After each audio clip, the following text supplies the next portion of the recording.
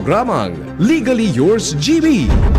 Ini ang programang magtataon ng opinyong legal, madaraning impormasyong legal, asin pagdiskutir kan mga napapanahon na issue, mapadapit sa mga lays kang nasyon, asin maging sa lado lokal. Legally Yours GB.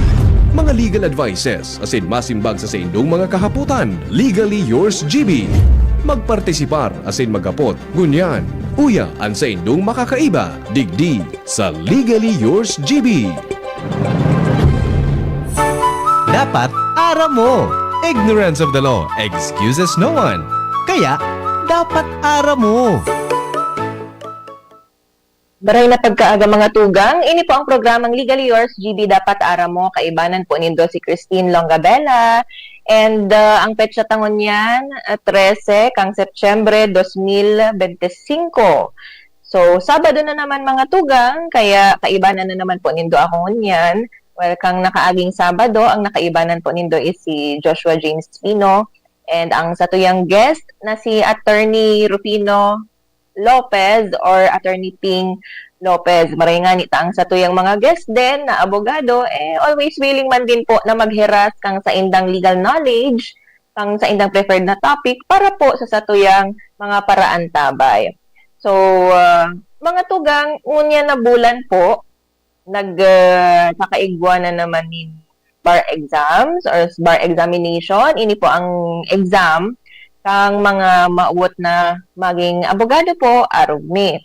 So, nagpoon ini kang September 7, last Sunday, 2025.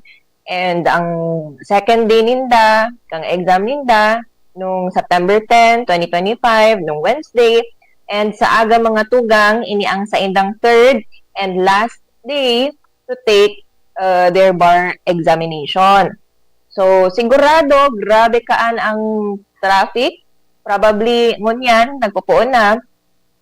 Digdi sa tuya mga tugang sa Bicol Region, saro po ang University of Nueva Cáceres kang Naga City sa local testing centers or bar exam venue kang mga nagtitake po kang bar examination for this year.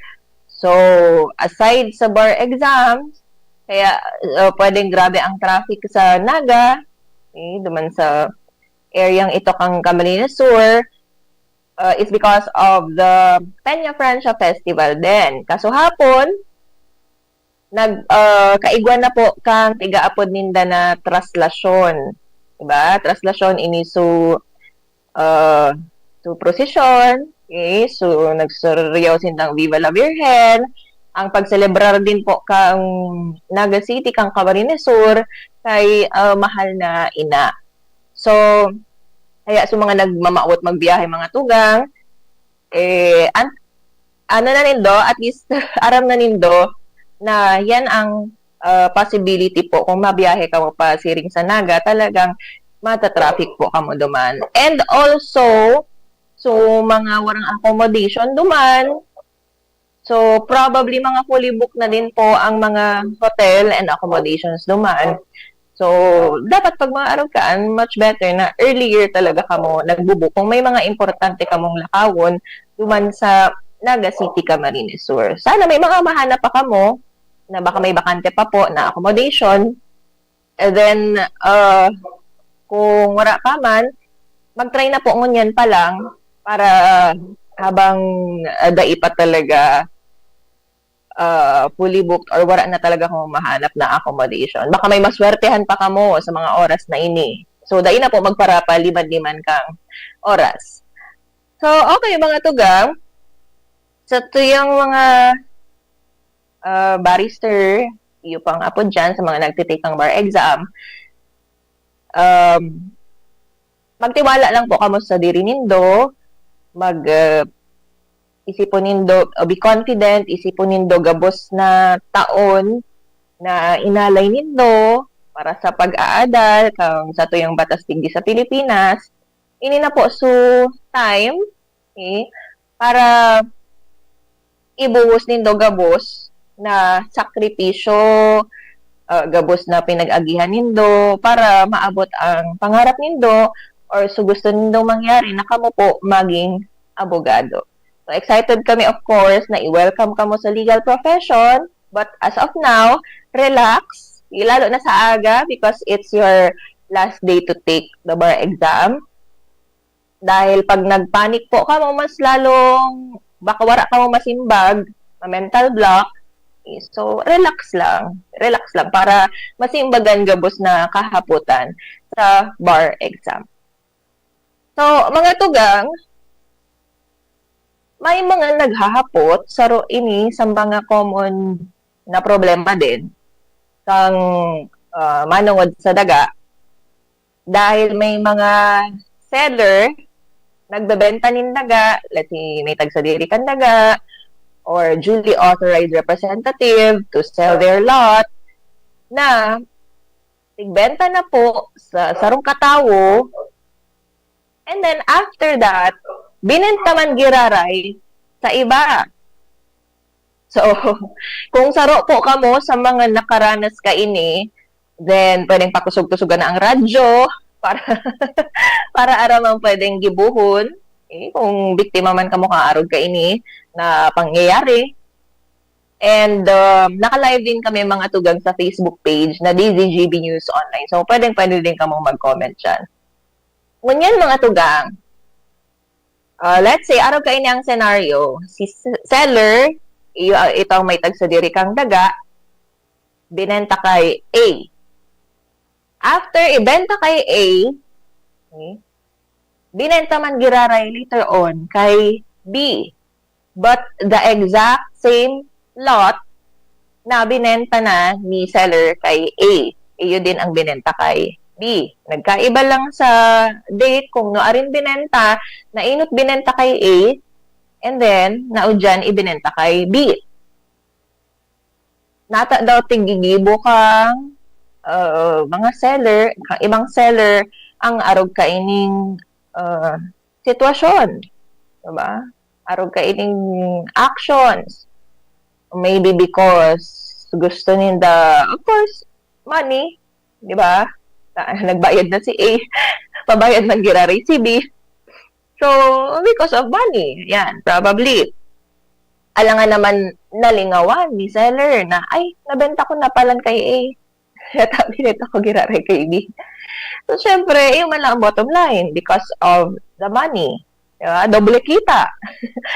Yan mga doble kita, tiga-apod ini mga tugang. Ang arog ka ining scenario, tiga-apod po ini na double sale. Double sale. So, ano kaya ang pwedeng maging remedyo, in this case, let's say si B, na naaraman niya na binenta na palan kay A, so daga, na pinabakal din sa A later on, binenta na palan ito sa iba.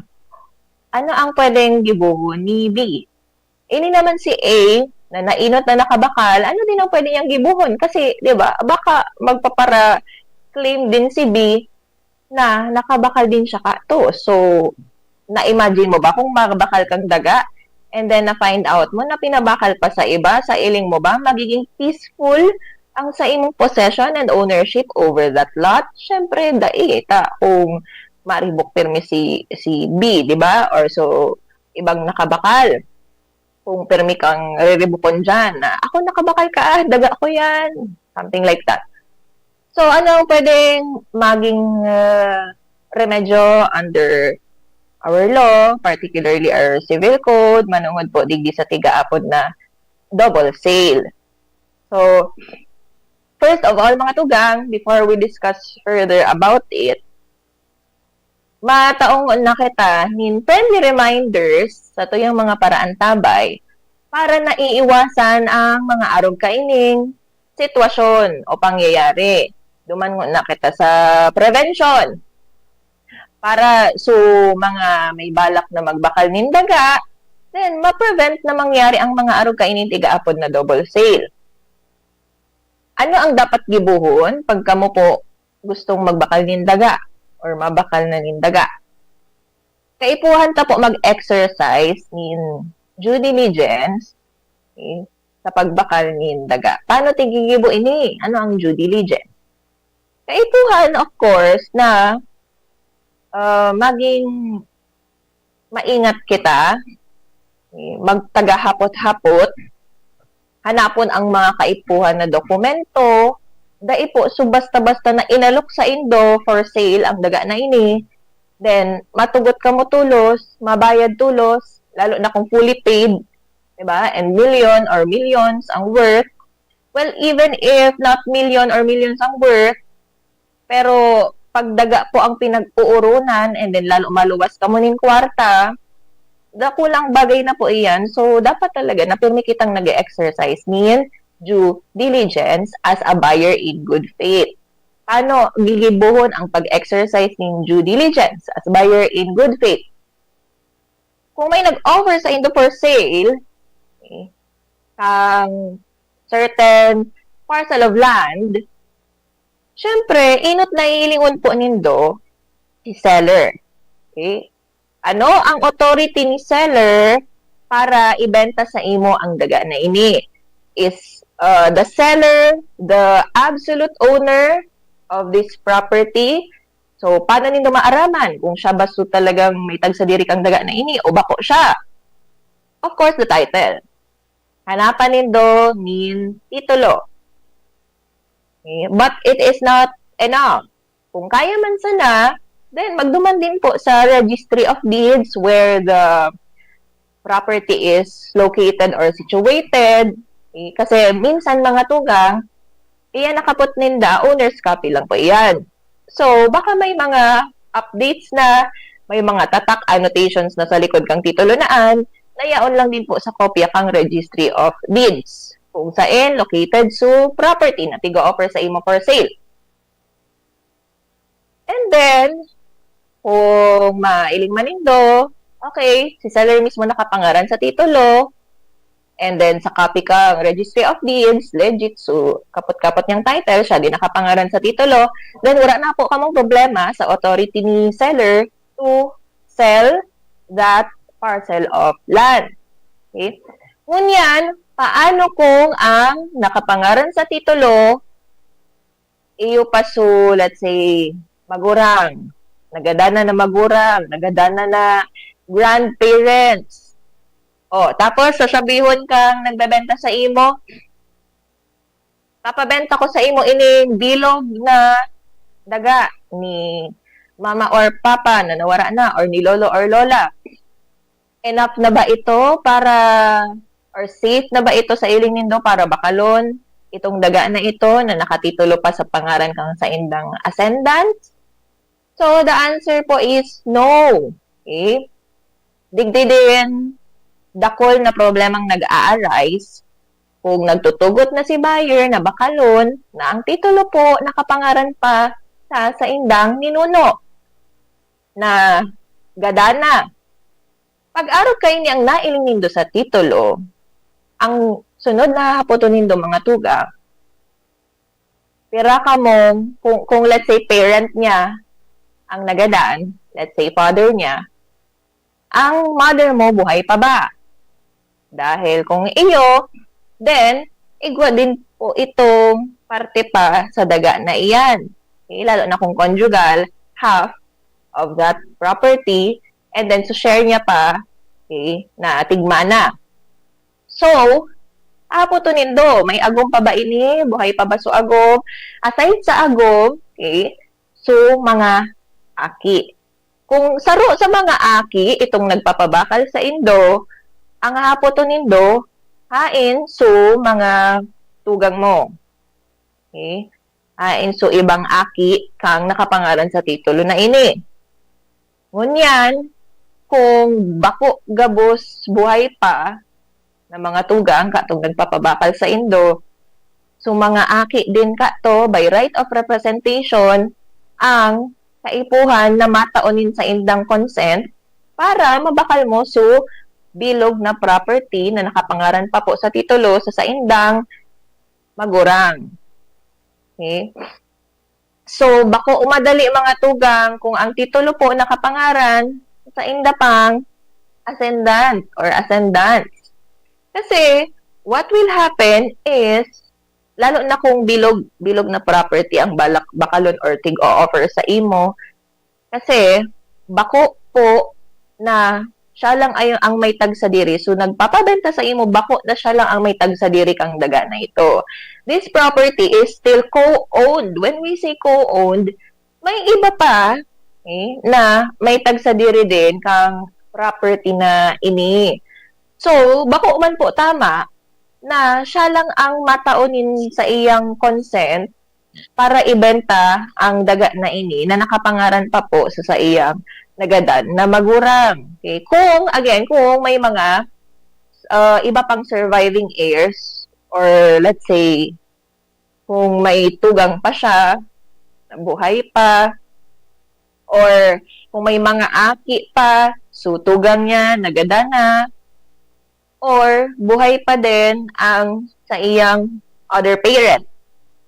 Because, kung siya na lang so natatada na heir, wala na so saro niyang magurang, and let's say solo only child siya, wala siyang tugang, then pag-arog ka to, pwede na. Okay? Bako co-owned sa property, talagang siya na lang sumaytag sa diri kang property, then pwede niya pwede nindo itong bakalon. Ang gibuhon lang po na dokumento kaini, ang nagpapabakal sa indo, is affidavit of sole heir, okay, affidavit of self-adjudication, yan lang. Pero kung co-owned pa ini, buhay pa ang mga tugang niya, or so other parent niya, then ang gigibuhon po na dokumento is extrajudicial settlement of estate with sale. Okay? Yan ang kaipuhan bago po pwedeng mabentanin buo ang property na tigaalok sa indo. So, again dai po basta-basta magluwas ning kwarta para bakalon ang certain property kung dai pigi-exercise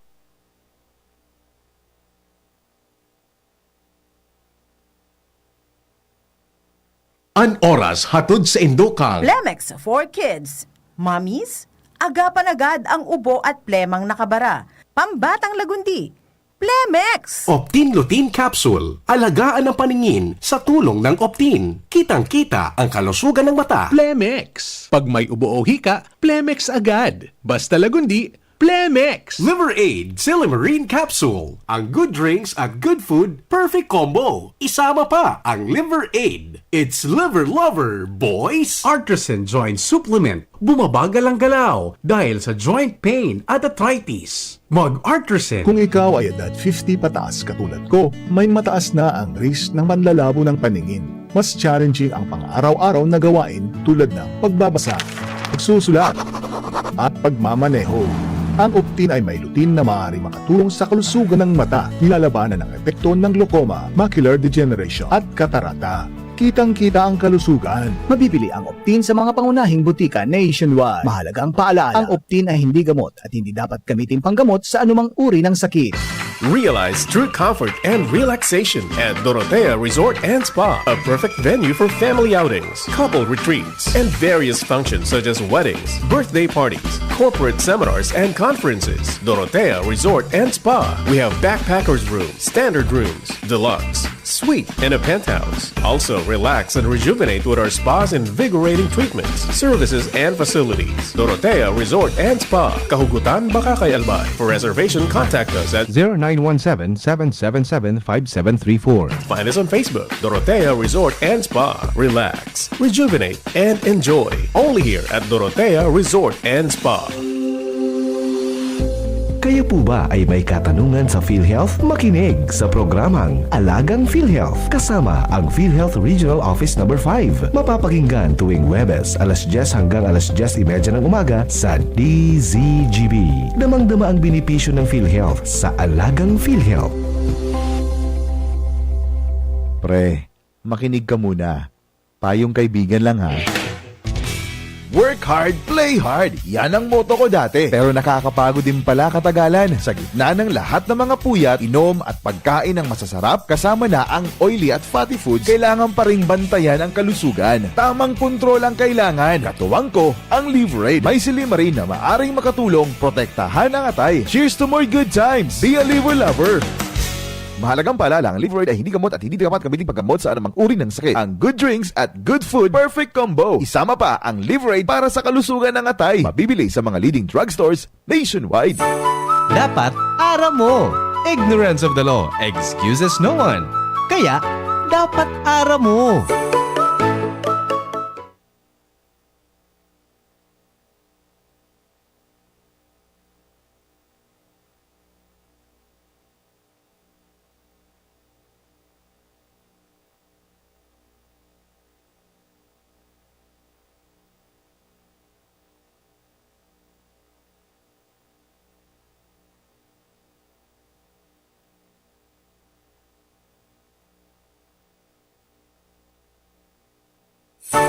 Dapat aram mo. Ignorance of the law excuses no one. Kaya, dapat aram mo. Maray na pagkaaga-giraray mga tugang, nagbabalik po ang programang Legal Yours, GB Dapat Aram Mo with Christine Longabella. So, again, pinag-uururo ng tangon yan ang manungod sa double sale.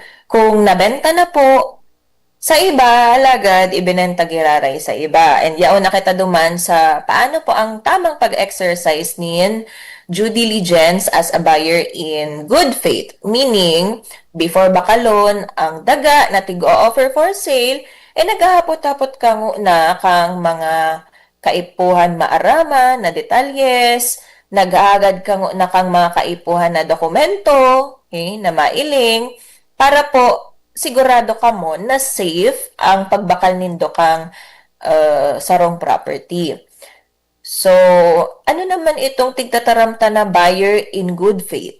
Para po masabi na kamo buyer in good faith, meaning, wala po kamong pagkaaram o idea manungod duman sa mga issue kang daga na nabakal nindo. So, let's say, dain nindo aram, na bako man siya so seller, so nagbenta sa indo so may tag sa diri, dainindo aram na wala siyang proper authority to sell a certain parcel of land, dainindo aram na nabenta na palan ini sa iba. So, pwede bang taramon ni buyer or nagbakal na ay dai ko man kaya aram, kaya tigbakal ko to dai ko man aram na sinda na palan, iba na palan ang may tag sa dirikaan. Okay? Kung may iling man sana sa property na ito na binakal niya, na may nakatugdok na, let's say, harong, kung residential. 'Di ba? Ang arong kaan, dai po pwedeng taramon na buyer in good faith siya. Kaya, importante din mga tugang na before po ka magbakal ng property, mailing nindo, bako lang po sa titulo, para mailing sa authority ni seller, or special power of attorney, okay? Kang nakapangaran duman sa titulo, kung let's say wala siyang time na iyo ang maasikaso kang pagpabakal, i-check din po nindo kung igwa ba nin special power of attorney, so may tag sa diri, kang daga, okay, na tigpapangaran, iyo ito so nakikipagtransaksyon sa imo to sell his or her lot.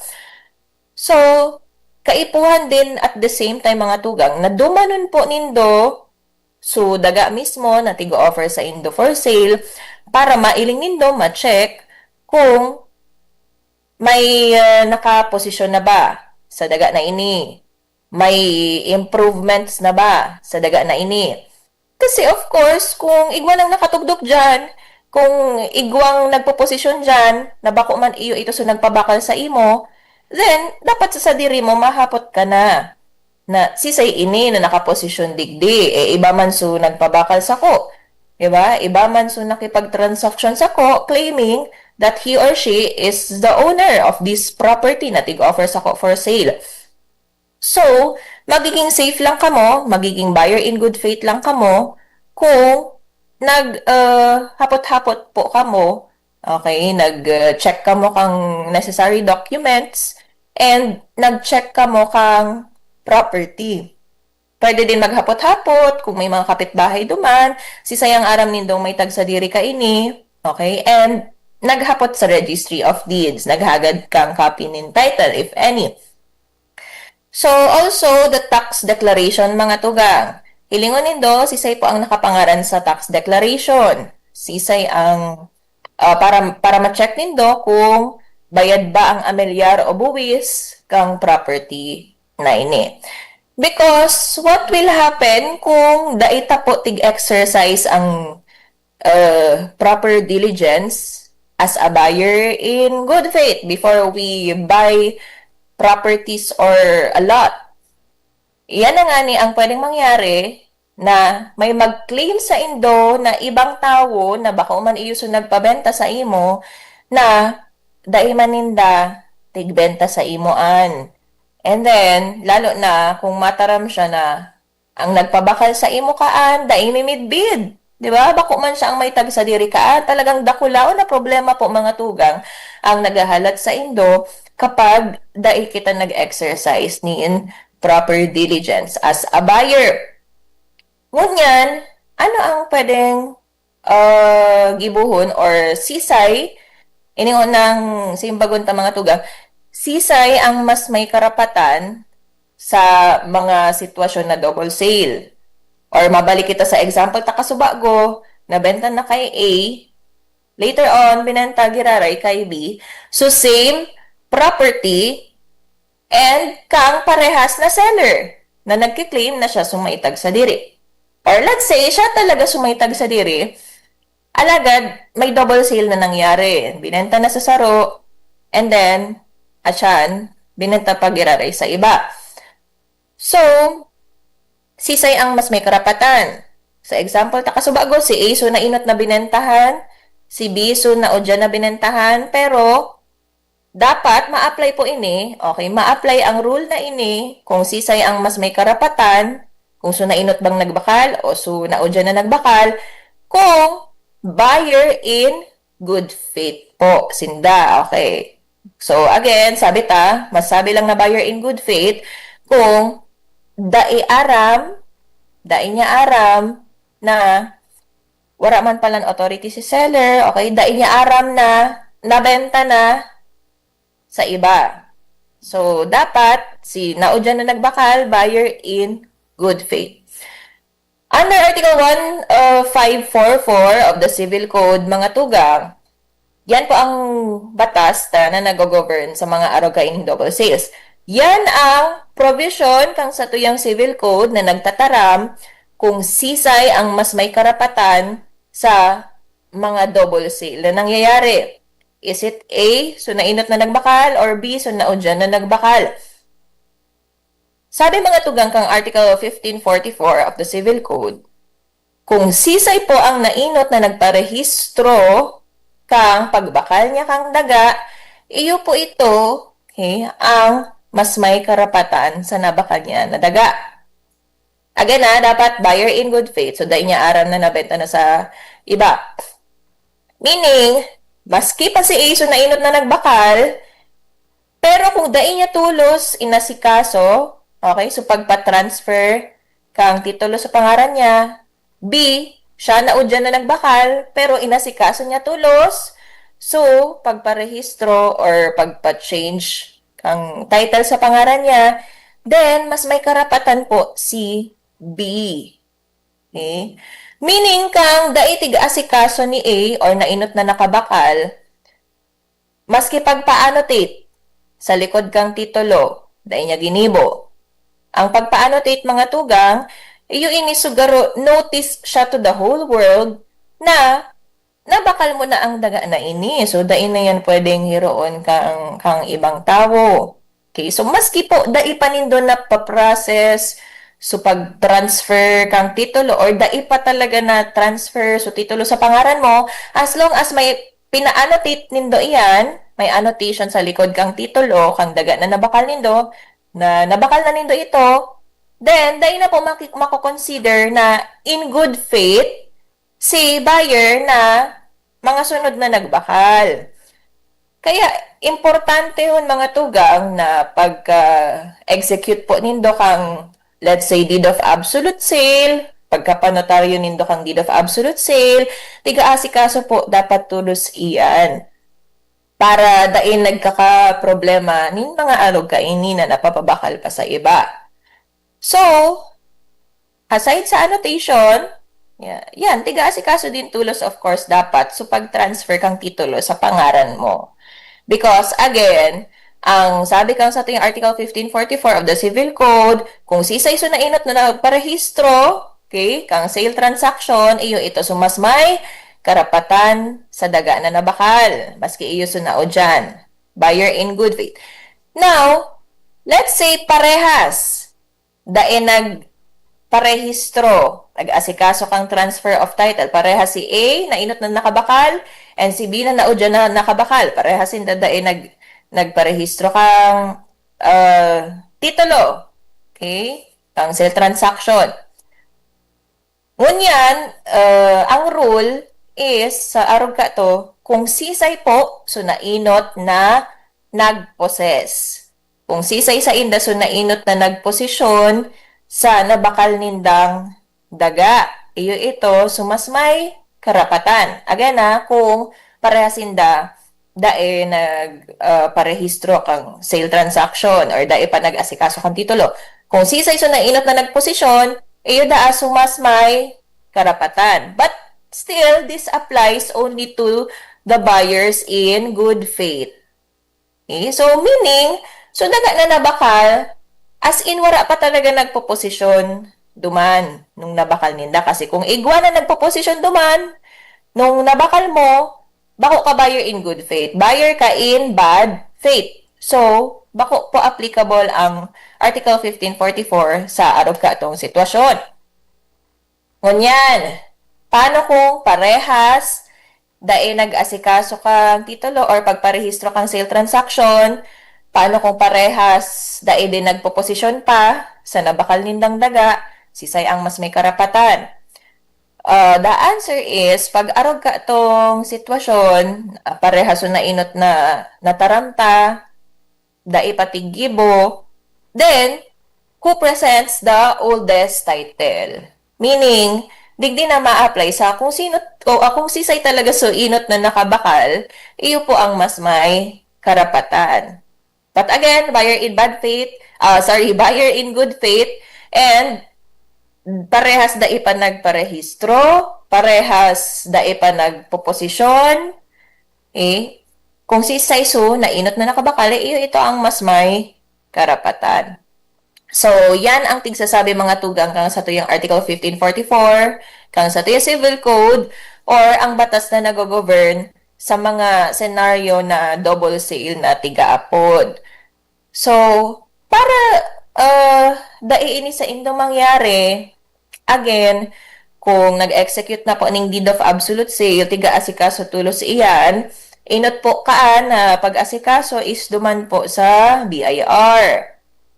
So, babayadan nito certain taxes, the capital gains tax, na 6% po kang presyo kang sa idong barakalan or kang zonal value may computation po nahali sa BIR. So, maski pa iba ang tiglaag nino dyan na presyo, maaraman po yan kang BIR kasi tigsusunod man giraray ninda. So, zonal value kang daga.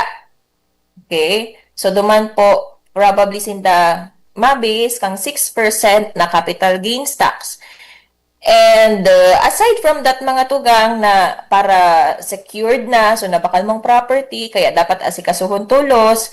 At the same time, igwa din po kaya na mga deadline, let's say sa Bureau of Internal Revenue or BIR, may deadline kita dyan kung noarin, hanggang noarin na dapat bayadan ang taxes because otherwise, pag naglagpas po sa deadline naan, mabayad din in penalty. So, sisa iba ang gusto magpaparabayad may tax na, tapos mga penalty ka pa. Siyempre, kung bako man kita mayaman, okay, bayad lang ng bayad sa gobyerno, then, dapat po, aware kita kang mga deadline na ini. So, ining capital gains tax mga tugang, within 1 month lang po ini, 30 days, duman po sa date kung noari nindo na panotaryo. So, deed of absolute sale. And igwa pa po nin documentary stamp tax na tigbabayadan din. Okay, na tigko-compute din kang BIR. And ini naman po, 1.5%. And ang deadline naman kaini sa maasunod na bulan, not later than the 5th day, okay, of the next month. So, yan din, may mga deadline na para dai mag-penalty, dapat po tiga-asikaso yan tulos sa BIR. Pag napa-assess na nindo sa BIR, napa-compute na kung gura ano ang babayadan, and then nakapagbayad na kamo, then ma-issue na po ang BIR ning tigaapon na e-car or Electronic Certificate Authorizing Registration. Then, pagkapot-kapot na po nindoan, duman na po kamo, ma-proceed na sa Registry of Deeds. Well, depende po ha kung ang nabakal nindong property ay residential ba, commercial ba, or agri. Because if agricultural lot, of course, meron pang certain additional requirements sa Department of Agrarian Reform, such as but not limited to their clearance. So, yan po, may mga iba pang requirement sa iba pang government agencies if agricultural ang sa indong daga. So, itong mga tugang ang kaipuhan po na gibuhon. After sa BIR, maduman na kamo sa Registry of Deeds, and then iyon na ang ma-process kang pag-transfer kang titulo po sa pangalan nindo. And of course, may certain requirements pa ang Registry of Deeds para po dumaan. Pero, kung habang tiga-asikaso nindo, so transfer kang title, considering na, syempre, bako man po ini basta-basta, medyo haloy-haloy din, ang proseso kaini, and magastos. So, kung daiman nindo tulos talagang maasikaso siya, then ipa-annotate po. Ang pagpa-annotate, iyo ini so pagpapatatak sa likod kang titulo, notice to the whole world na again, nabakal mo na po ini. So, dain na siya pwedeng bakalon kang iba. Diba? Dain na ini pwedeng isangla ni owner sa iba. Because, ika na ang may tag sa diri kang property na ini. Dain na pwede mag-exercise, of course, nin acts of dominion or kang sa iyang mga karapatan as owner.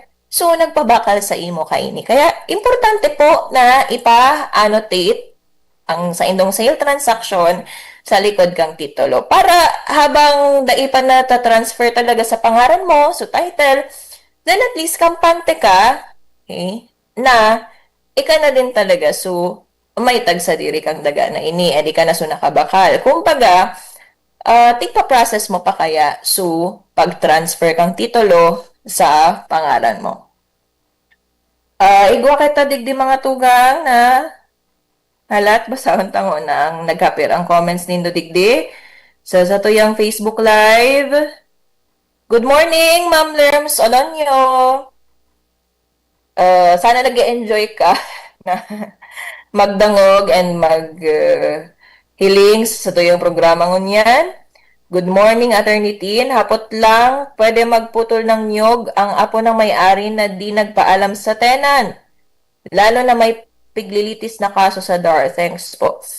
Well, kung manood po sa mga pagputol lalo na kung nyog, of course, kaipuhan mag-secure nin permit sa certain relevant agencies. So, let's say kung nyog, kaipuhan po mag-secure nin permit sa Philippine Coconut Authority. So, for further questions, and if i-check nindo kung nakapag-issue po ba nin permit si PCA or Philippine Coconut Authority or BACO, and required na dapat nagkuhan nin permit before nagputol nin kahoy nin nyog, then magduman na lang po kamo sa Philippine Coconut Authority. Okay? Sila po ang mas makakasimbag about it. Hello po.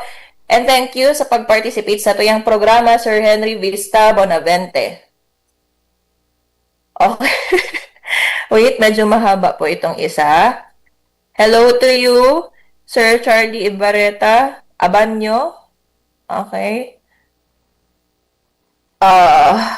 Medyo halaba po ini, sir, and baka complicated na po ini, So, kung gusto po nindo, magduman na lang po kamo sa tuyang station, dyan sa Imperial Court Subdivision po, sa station kang DCGB, para ma-set na lang po kamo nin proper appointment. Okay? Para mas klarado din po ang mapag-urunan, if ever, dahil halaba po ining concern nindo. Halimbawa, ma'am, nagbakal ako kay daga. Yung nanay niya, PWD. Tapos, ang nagpapabakal, sumato ang aki.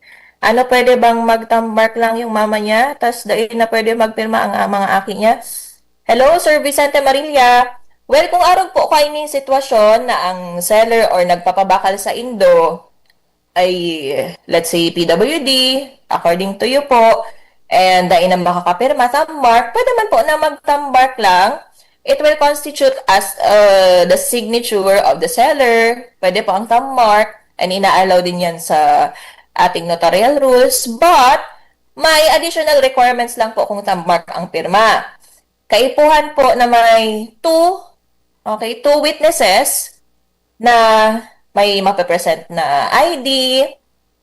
Okay? So, 2 witnesses na ini na makakahiling kang pagtambark po ni seller or sudain na nakakapirma.